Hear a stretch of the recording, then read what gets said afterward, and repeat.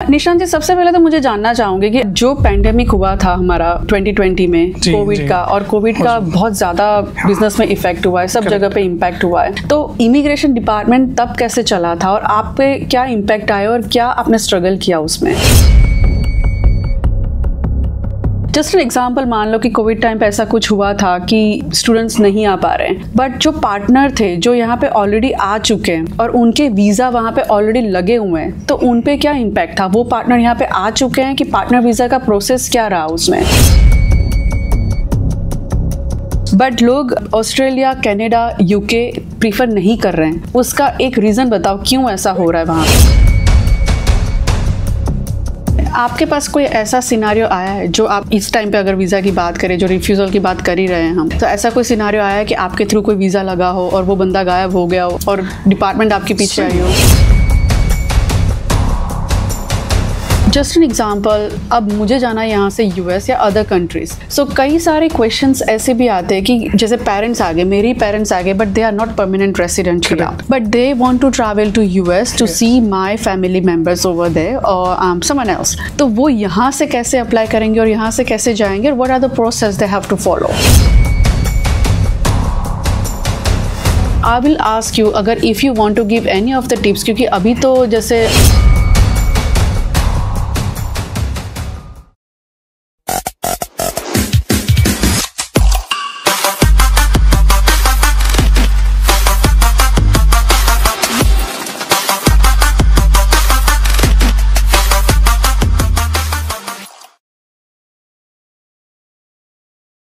Welcome to निजी की आवाज़ आप तक। मैं निर्जरी पटेल, आपका कैंप पॉडकास्ट में बहुत बहुत स्वागत है। आज हम एक इमिग्रेशन एजेंट के पास बैठे हुए हैं। अगर आपको किसी भी कंट्री में जाना हो या किसी भी पार्टनर वीज़ा लगाना हो, स्टूडेंट वीज़ा लगाना हो, तो आपको इमिग्रेशन ऑफिस में जाना ही पड़ेगा और वही आपको एजुकेट करते हैं कि आपके फाइनेंस के ऊपर या तो फिर आपके डिग्री के ऊपर कि आप कौन सी कंट्री में जा सकते हो और कितनी मेहनत कर सकते हो आप इस डिग्री के ऊपर। तो उसी के टॉपिक पे आज हमारे साथ जुड़े हुए हैं Nishant Patel from Aussie migration. Nishant ji, आपका बहुत बहुत स्वागत है सबसे पहले तो निजी की आवाज आप तक में, एंड थैंक यू फॉर कम। आपका टाइम बहुत ही ज्यादा कीमती होता है इमिग्रेशन एजेंट का, जो हम समझ सकते हैं, और टाइम निकालने के लिए बहुत बहुत शुक्रिया। पहले तो थैंक यू फॉर इनवाइटिंग।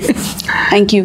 तो अगर आप सोच ही रहे हो कि हमें कोई कंट्री चेंज करनी है, वैसे तो इंडियंस ज्यादातर जो पंजाब से होते हैं, गुजरात से होते हैं या साउथ से निकलते हैं, if I am not wrong. जी। और अगर हमें जरूरत पड़ती है तो हमें जाना ही पड़ता है इमिग्रेशन एजेंट के पास। ऑजी माइग्रेशन का मोर देन 5 कंट्रीज में ऑफिस है, और मेलबर्न में आई थिंक मेरे ख्याल से 14 plus offices are in Melbourne, and they are super busy when it comes to the student visa, when it comes to the partner visa और any kind of visa if you would like to discuss. तो सबसे पहले तो हम शुरुआत करते हैं निशांत पटेल जी आपसे कि जब ऑजी माइग्रेशन, तो चलो एक माइग्रेशन कंपनी होगी, कितने सालों से आप जुड़े हुए हो? सबसे पहले तो मैं ऑजी से अगर आप देखने जाओ तो as a employee been more than 7 years। But अगर आप, मैंने ऑजीज को अप्रोच किया था जब ऑजीज ओपन हुआ था करीबन 17 years पहले।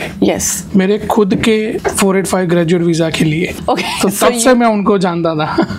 So you did apply as a मैंने उनसे वीजा अप्लाई किया था, फिर उनसे हमारा अच्छा रिलेशन था जी। तो फिर ऑजीज ग्रुप में मैं क्लेटन ब्रांच में करीबन 7 years से हूँ यहाँ पे। राइट, और तब से अभी ऑजी के साथ जुड़े हुए हैं। निशांत जी, सबसे पहले तो मुझे जानना चाहूंगी कि जो पेंडेमिक हुआ था हमारा 2020 में कोविड का, और कोविड का बहुत ज्यादा बिजनेस में इफेक्ट हुआ है, सब जगह पे इम्पैक्ट हुआ है, और I am sure immigration department में सबसे ज्यादा इम्पैक्ट हुआ था because student were struggling to come here, borders close हो गए थे, सब कुछ बंद था, वीजास नहीं दे रहे थे। तो इमिग्रेशन डिपार्टमेंट तब कैसे चला था और आप पे क्या इम्पैक्ट आया और क्या आपने स्ट्रगल किया उसमें? स्टूडेंट अगर हम देखने जाए तो काफी वहाँ पे स्टक भी हो चुके थे जी, जो कभी वापस भी नहीं आ पाए। और काफी सारे स्टूडेंट थे जिन्होंने वीजा लगाया था बट उनका नेगेटिव आउटकम आया। एंड द रीजन बीइंग कि अभी डिपार्टमेंट स्ट्रिक्ट हो गया जी, कि भाई हमारे पास ओवर पॉपुलेशन सारी सिटीज जा रही है, हाउसिंग क्राइसिस है,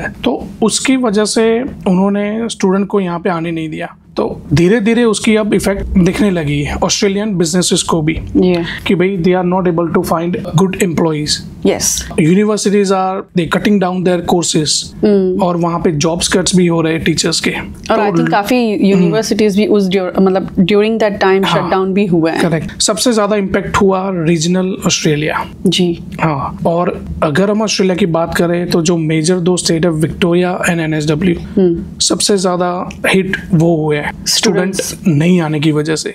तो धीरे धीरे अभी तो हमें इफेक्ट उसकी देख रही है, बट आगे जाके भी उसका वर्स्ट रिजल्ट होगा अगर गवर्नमेंट्स ने स्टूडेंट वीजा ग्रांट नहीं किया तो अभी भी गवर्नमेंट थोड़ा सा पीछे होल्ड करके रखा हुआ है उन्होंने कि हाँ, बैकलॉग्स में बहुत सारी एप्लीकेशंस हैं। तो इंडिया और Asian countries are the biggest market for Australia. Yes. तो they are verifying, they are trying their best, but वही है कि जिस तरह से पहले स्टूडेंट वीजा दे रहे थे बिफोर कोविड, उसी हिसाब से अगर देना शुरू करे तो country will be bring back again on the smooth. और जो ये क्राइसिस हमें दिख रहे हैं सब जगह पे, हेल्थ इंडस्ट्री ले लो या टीचिंग इंडस्ट्री ले लो या कंस्ट्रक्शन इंडस्ट्री ले ले, सब जगह पे, तो उसमें थोड़ी सी हमें लग रहा है कि इजी हो जाएगा। आई थिंक मेरे ख्याल से जो कोविड के पहले वाला टाइम था उसमें शायद 250 स्टूडेंट्स इंडिया से और एशियन कंट्रीज से बहुत सारे स्टूडेंट्स यहाँ पे आते थे। जो स्टूडेंट कैप थी वो, yes, वो 200,000 प्लस था। एब्सोल्युटली। एंड नाउ अभी मेरे ख्याल से under 100,000 every year they cutting down to 40,000 to 50,000। तो इतने स्टूडेंट्स कम आ रहे हैं। तो उसका रीजन आई थिंक गवर्नमेंट को इमिग्रेशन डिपार्टमेंट, एजुकेशन डिपार्टमेंट भी तो education is the biggest industry जहां से उनको रेवेन्यू बन रहा है, बट अगर ये एजुकेशन इंडस्ट्री को शट कर रहे हैं, अगर कुछ रोक लगा रहे हैं, तो यही इंडस्ट्री बाकी इंडस्ट्री को भी इम्पैक्ट करती है। करेक्ट। कंस्ट्रक्शन इंडस्ट्री ले लो या हेल्थ इंडस्ट्री ले लो या किसी भी इंडस्ट्री में इसका इम्पैक्ट जरूर होता है। करेक्ट। जस्ट एन एग्जांपल, मान लो कि कोविड टाइम पे ऐसा कुछ हुआ था कि स्टूडेंट्स नहीं आ पा रहे हैं, बट जो पार्टनर थे जो यहाँ पे ऑलरेडी आ चुके हैं और उनके वीजा वहाँ पे ऑलरेडी लगे हुए हैं, तो उन पे क्या इम्पैक्ट था? वो पार्टनर यहाँ पे आ चुके हैं कि पार्टनर वीजा का प्रोसेस क्या रहा उसमें? डिपार्टमेंट में अगर हम देखने जाए तो पार्टनर वीजा का सबसे ज्यादा अगर प्रोसेसिंग डिले में है तो वो पार्टनर वीजा है। अगर यहाँ पे कोई PR या सिटीजन है, उसने शादी की है ओवरसीज और उसकी वाइफ को या उसकी डिफेक्टो पार्टनर को यहाँ पे बुलाना है, तो department is taking around 18 months to 24 months to grant the visa. इतने 2 साल, 2 years चल रहा है इसमें सबसे ज्यादा। एक्सपेंसिव तो है ही, बट 2 years मिनिमम अभी टाइम पीरियड चल रहा है। Right. तो ये डिपार्टमेंट को हम बता रहे हैं कि भाई थोड़ा इसमें देखो इस वीजे पे and start granting the visa, क्योंकि 2 साल अलग रहना इट्स डिफरेंट, है ना।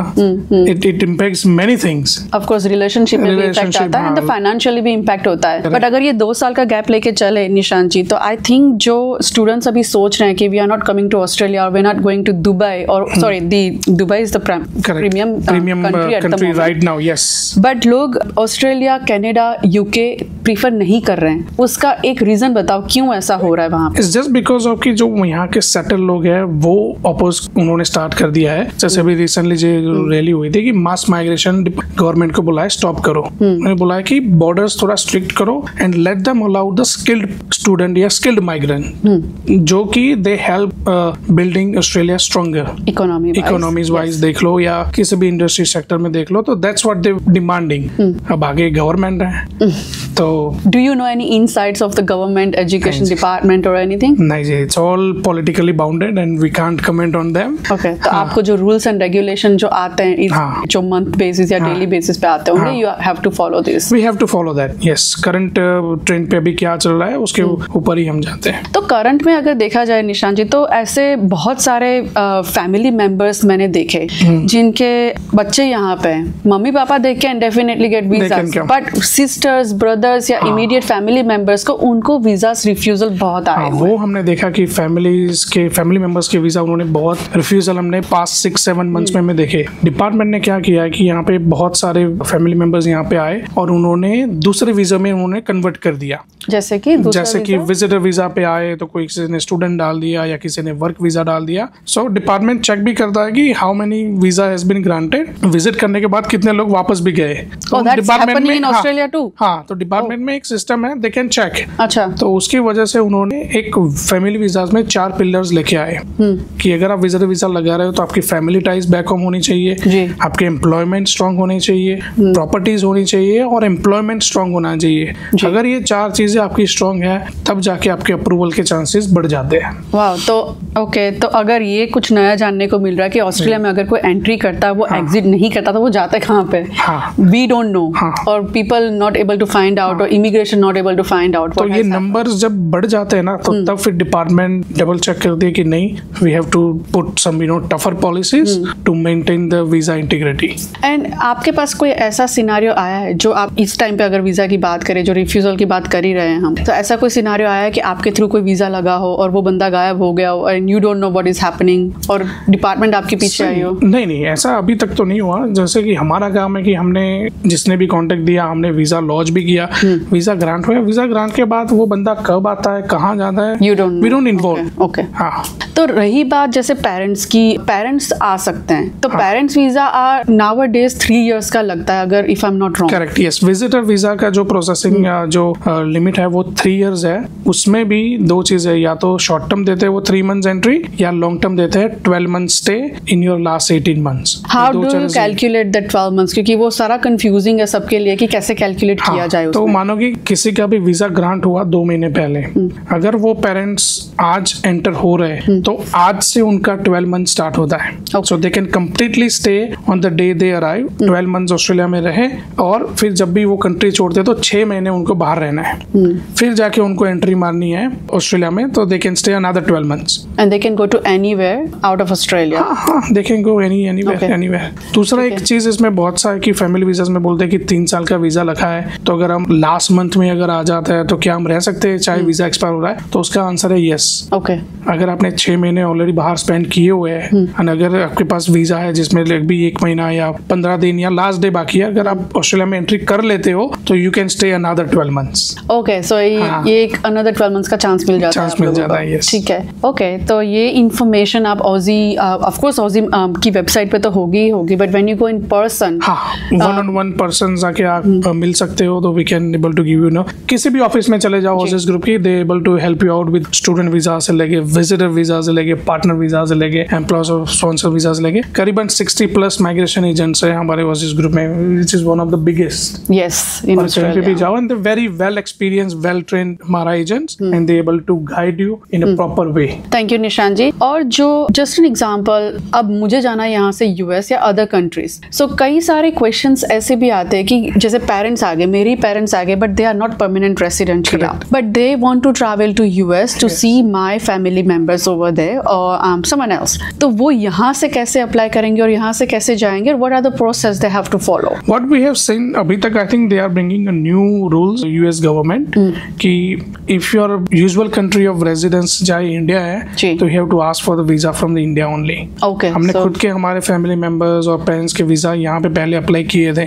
यूजुअली आप यूएस कॉन्सुलेट में जाओ, इंटरव्यू अटेंड करो, 2 मिनट्स का इंटरव्यू होता है, on the spot they say yes और no, but that process they are going to change from October onwards, and they bringing up कि अगर आपका कंट्री ऑफ पासपोर्ट जहाँ का यूजुअल रेजिडेंस है वहीं से आपको अप्लाई करना पड़ेगा। So this October, from coming October. I think तो अक्टूबर से पहले ही कर लो अगर आपके पेरेंट्स यहाँ पे कोई आपको। The thing is you are not able, उसका जो इंटरव्यू का जो टाइमिंग है ना वो 4 मंथ से ज्यादा है, किसी भी सिटी में चले जाओ। यस, तो मेलबर्न में 4 मंथ्स है, सिडनी में और पर्थ में 9 मंथ्स है। Okay, so anyway you gonna miss it. इधर जाओ या उधर जाओ, आप मिस कर रहे हो आप, अनफॉर्चुनेटली। आपको अक्टूबर के बाद अगर आप किसी कंट्री में जाना तो definitely they have to go back to their country. Wow, okay, so sorry about that, but ये इन्फॉर्मेशन, मोर इन्फॉर्मेशन आपको ऑजी ग्रुप दे सकता है ऑफ कोर्स। वैसे तो बहुत सारे वीजा है। एक लास्ट मेरे लिए क्वेश्चन है कि जो यहाँ पे स्टूडेंट आया बहुत सालों पहले, लगा लो 2006 2005 यहाँ पे स्टूडेंट्स आते थे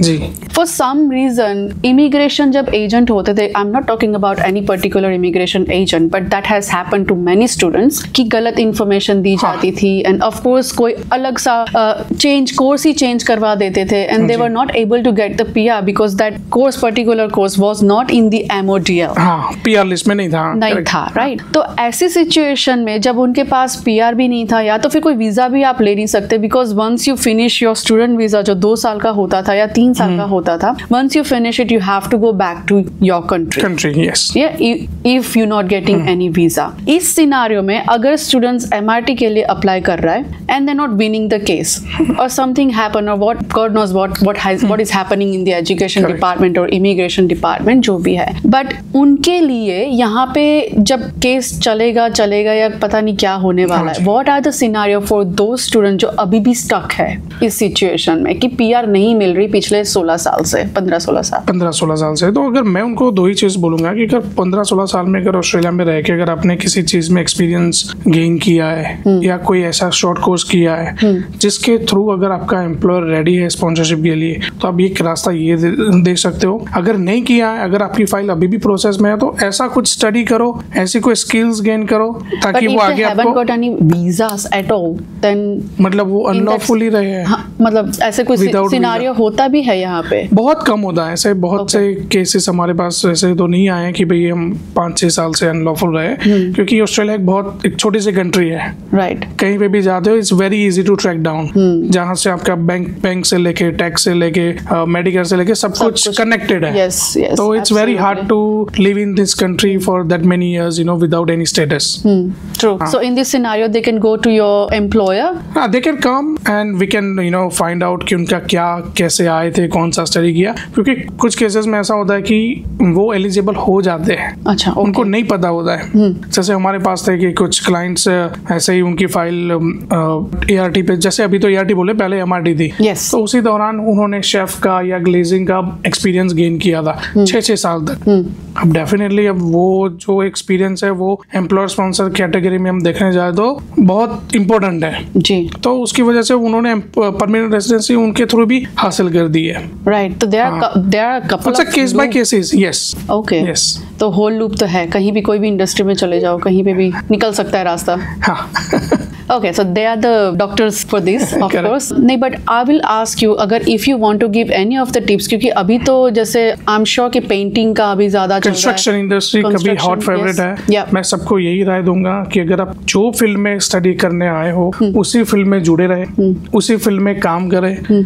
आगे जाके immigration skilled student, skilled applicants को ही प्रेफरेंस देंगे, right? And the colleges how they choose, क्योंकि इंडिया में भी बहुत सारे स्टूडेंट्स हैं which is they don't know कि कैसे हम लोगों को कौन से विक्टोरिया में जाना है या कोई स्टेट में जाना है या रीजनल में जाना है, तो how they choose the colleges and the state? मैं उनको एक एडवाइस ये दूंगा कि सबसे पहले अपना फाइनेंस स्ट्रॉन्ग करे, अपना कोई स्टडी गैप ना छोड़े। अगर मानो कि कोई ग्रेजुएट्स है या बैचलर्स फिनिश किया है तो start working in their own field, rather कि 1-2 साल बैठे रहे और फिर स्टूडेंट वीजा के लिए अप्लाई करे। इससे अच्छा अपनी फील्ड में स्टार्ट कर दो जॉब, और फिर यहाँ पे आना चाहते हो तो थोड़ा स्टेट का रिसर्च करो। अगर IT ग्रेजुएट्स है तो your most favourable state will be Victoria and NSW। अगर कोई सिविल इंजीनियर कंस्ट्रक्शन किसी को आना है तो वेस्टर्न ऑस्ट्रेलिया हो गया, क्वींसलैंड हो गया। किसी को ट्रेड ऑक्यूपेशंस पे आना हो तो साउथ ऑस्ट्रेलिया हो गया, तस्मानिया हो गया। हेल्थ एंड नर्सिंग इंडस्ट्री तो सारे स्टेट में ही है, तो ये थोड़ा बहुत रिसर्च उनको खुद को भी करना पड़ेगा, right? And if they are living in any 5 countries or 6 countries where your offices are, if you are coming from India, of course Aussie Migration, Aussie Group, sorry, India में भी है, so you can approach them. But thank you so much Nishant जी ये सारी information देने के लिए हमें, and thank you so much हमारे साथ जुड़ने के लिए। आपको मिलते हैं हम नेक्स्ट एपिसोड में। Thank you very much.